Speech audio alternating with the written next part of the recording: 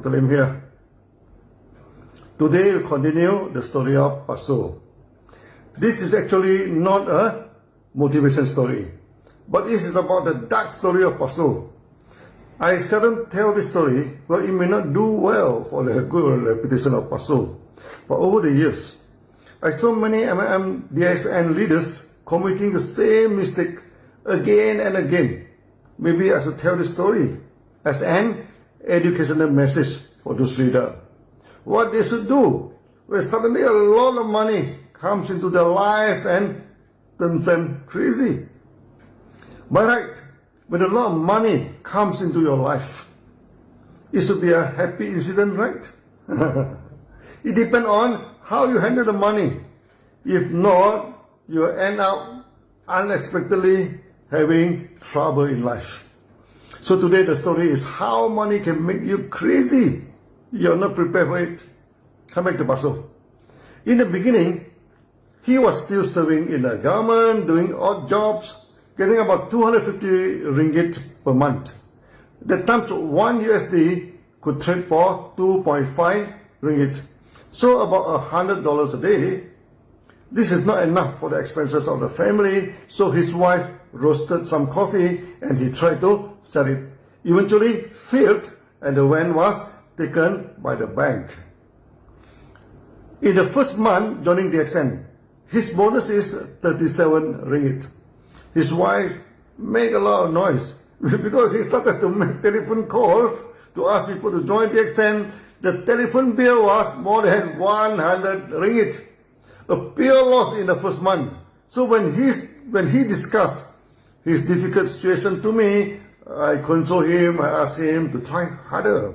I told him 37 ringgit was better than his pay rise every year. Indeed, even at a raw salary of 250 ringgit, he did not enjoy any pay rise and it has reached the maximum of his pay scale.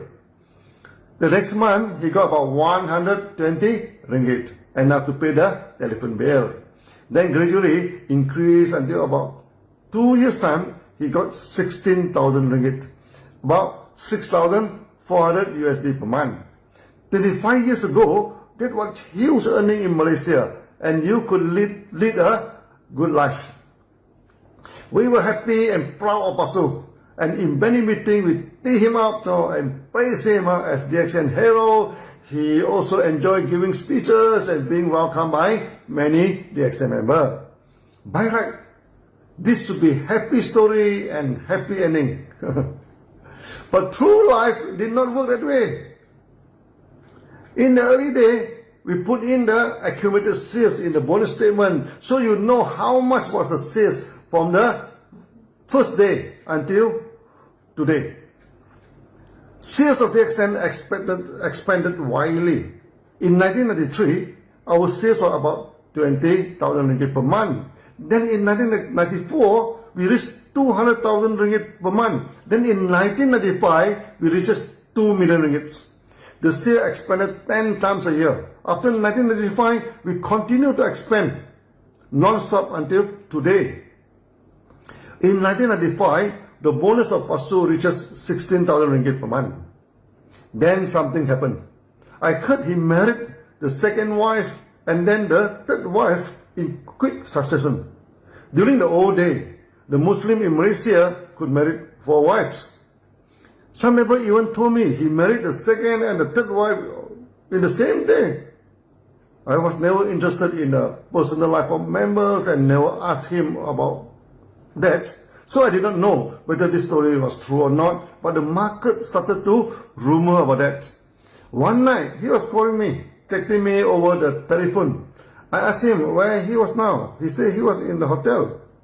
I asked whether he was out of station. He said no, he was in our staff. It sounds funny to me. He has 3 wives. And why should he stay in the hotel? They told me the wives quarreled with him and among themselves, and all 3 of them chased him out of the 3 houses. And he ended up staying in the hotel. So for those who think that getting 2 wives or 3 wives can make you happy, listen to this carefully before you jump into trouble.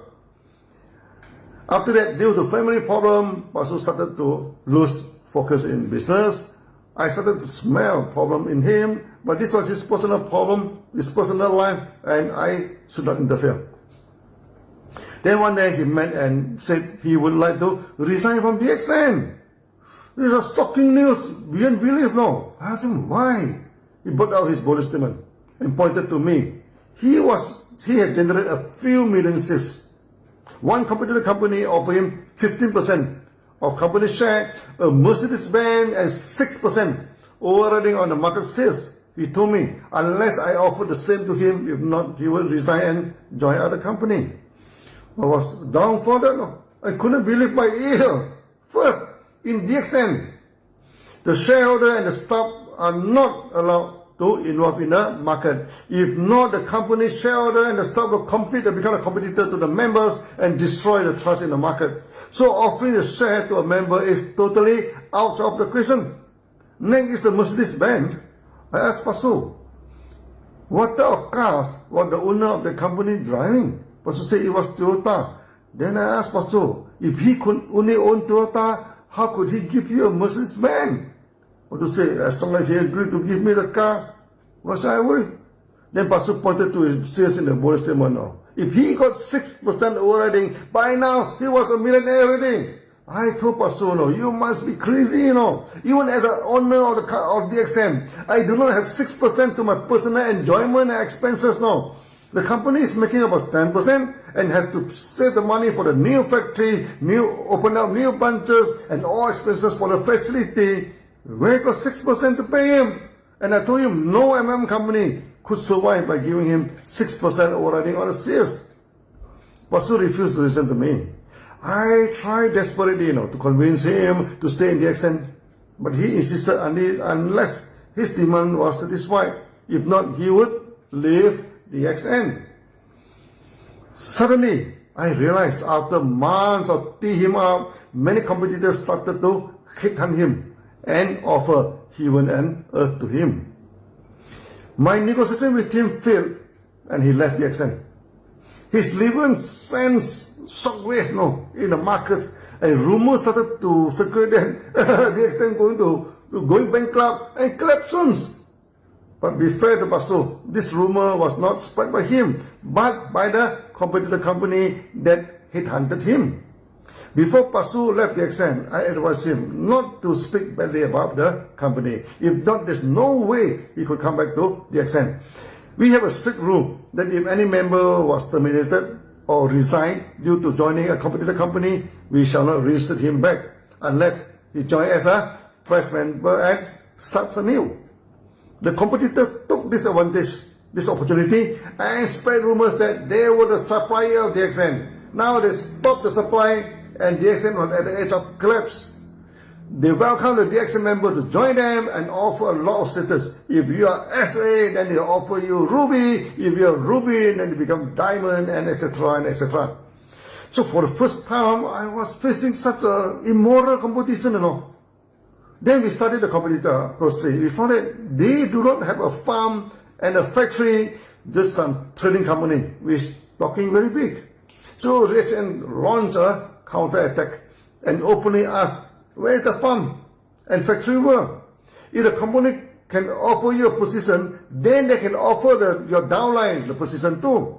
And how are you going to get good income? Everybody would flock to the company to ask for a position, and very few would focus on the effort on the market.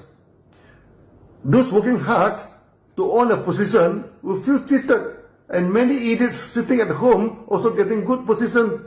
So why should they work hard for that? So a company like this will surely collapse. After about 4 months' time, Pastor come back to see me and asking me to reinstate him back in DXN. The company after saw him terminated by DXN, suddenly demanded a few million sales before they could let him claim the 6% and only pay the down payment of the car unless he generate the multi-million sales. He has to pay the installment. Suddenly, Pasu lost all the bonus and income in the company. When member knew that he wanted to come back to DXN, they strongly, protest against it. and asked me not to take him back. I said, his leaving has created such a negative impact in the company and in the market. I told Paso, DXN would not take him back. He came back many times to me, finally tears in his eyes and begged me, I was in great dilemma. If I accepted him back, then there would be no discipline in the market. Any leader may simply leave and join a competitor company. After that, things turn sour, then come back again. They can destroy the company. On top of that, many DXN members make it clear they would not accept him back. In less than a year, the competitor company collapsed and went bankrupt under the competition from DXN. This was the irony part. They keep on predicting DXN would collapse and bankrupt, yet eventually they are the one who fail and bankrupt. Pasu was in big trouble, totally lacking any income. He begged me and always tears in his hand, in his eyes. Eventually I accepted him back. As emotionally I'm attached to him, because Pasu was the first active member who brought up DXN. I set a condition that he has to lie low and keep quiet, so that no member would attack him. Pasu was the only DXN member that we registered back. After that, whoever left DXN or terminated, we never reinstated them back unless they joined as a fresh member. By now, you must have realized why I never mentioned the name of Pasu and never tee him up in public. It was due to this unhappy incident. Pasu was not the only case where DXN member, after got good bonuses, then they were lured and cheated by the competitor, jumped the ship and end up with big failure. We have one member in Indonesia making about $6,000 a month like Pasu. When a competitor offered him a luxurious car, jumping fee, and guaranteed income, overriding the market shares, and even offer shares in the company, he also came to see and to bid goodbye. I told him the story of Pasu. Yet he refused to accept my advice. Eventually, the competitor company also went bankrupt, and he was in bad shape. We never received him back. And he attacked DXN after he left. Pasu at least never attacked DXN. Later, we had similar experiences in Philippines, India, Mexico, and various parts of the world. Many of them were easily conned by the sweet words and the rosy promises by the competitors. I remember well in one speech by our Crown Ambassador Budiman Salim, for those who simply jump ship, the future will be the past. They simply face a bad situation in the future, fail, and live back like the past.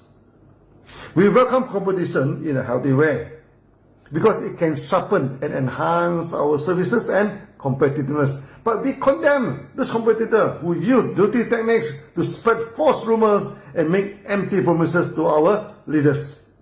Nowadays, we give a lot of training to leaders, want their income become better. In DXN, the main problem is not having enough money.